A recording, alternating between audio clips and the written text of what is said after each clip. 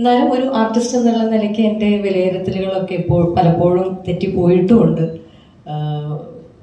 ചിലത് ശരിയായിട്ടുമുണ്ട്. അപ്പോൾ എനിക്ക് തോന്നുന്നു സിനിമ എന്ന് പറയുന്ന ഒരു മാധ്യമത്തിൻ്റെ ഒരു ഭാഗ്യവും ഒരു ഭംഗിയും എന്ന് പറയുന്നത് തന്നെ ഒരു പ്രവചനാതീതമായ ഒരു സർഗാത്മകത, ക്രിയേറ്റിവിറ്റിയും അതേപോലെ തന്നെയുള്ള അത്ഭുതകരമായിട്ടുള്ള പല കഥാസന്ദർഭങ്ങളിലൂടെ സഞ്ചരിക്കാനുള്ള ഒരു അവസരവും ഇതൊക്കെ സിനിമ തരുന്ന ഭാഗ്യവും ഭംഗിയുമായിട്ട് ഞാൻ കാണുകയാണ്.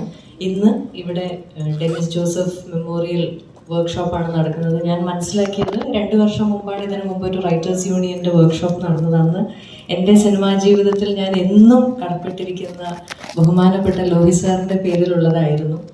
അല്ലെങ്കിൽ രാജാവിൻ്റെ മകൻ, ആകാശദൂത് പോലെയുള്ള മലയാള സിനിമയുടെയും മലയാളത്തിലെ ഏറ്റവും വലിയ താരങ്ങളുടെയൊക്കെ അഭിനയ ജീവിതത്തിൻ്റെ തന്നെ ഗതി മാറ്റിയ സിനിമകളുടെയൊക്കെ ഒരു ചിത്രമാണ് എൻ്റെ മനസ്സിൽ ഓടി വരുന്നത്. ആ യാത്രയിൽ ഒപ്പമുണ്ടായിരുന്ന ജോഷി സാറിനെ പോലെയുള്ള സംവിധായകരും ഇന്ന് ഈ കൂട്ടായ്മയിൽ ഉണ്ട്.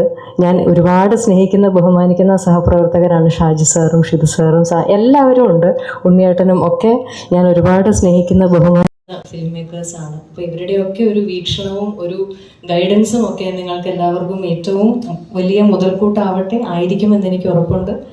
നല്ല മാറ്റങ്ങളുടെ ഭാഗമാവാൻ, നല്ല സിനിമകളുടെ ഭാഗമാവാൻ എനിക്കും നിങ്ങൾക്കും ഒക്കെ അവസരം ഉണ്ടാവട്ടെ.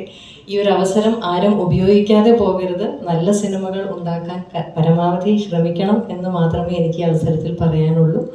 എല്ലാവിധ ആശംസകളും നേരുന്നു. ഒരുപാട് ഈ ഒരു അവസരത്തിലേക്ക് എന്നെ സ്നേഹപൂർവ്വം ക്ഷണിച്ച ഫെഫ്ക റൈറ്റേഴ്സ് യൂണിയനും ബഹുമാനപ്പെട്ട ഉണ്ണിയേട്ടനും ഞാൻ ഹൃദയം നിറഞ്ഞ നന്ദി അറിയിക്കുകയാണ്. Thank you very much.